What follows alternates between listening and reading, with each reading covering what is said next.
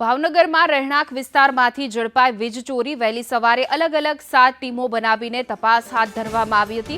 15 રહેણાંક બિલ્ડિંગોમાંથી 10 લાખની વીજ ચોરી પકડાઈ હતી। અલગ અલગ 220 વીજ કનેક્શન તપાસવામાં આવ્યા હતા। નવાપરા, વિજયરાજનગર અને કાળુભા રોડ વિસ્તારમાં આ તપાસ હાથ ધરાઈ હતી। પેડક રોડ, બાંભણિયાણી વાડી વિસ્તારમાં પણ વીજ ચેકિંગ હાથ ધરાયું હતું, જેમાંથી વીજ ચોરી મોટા પાયે ઝડપાઈ છે।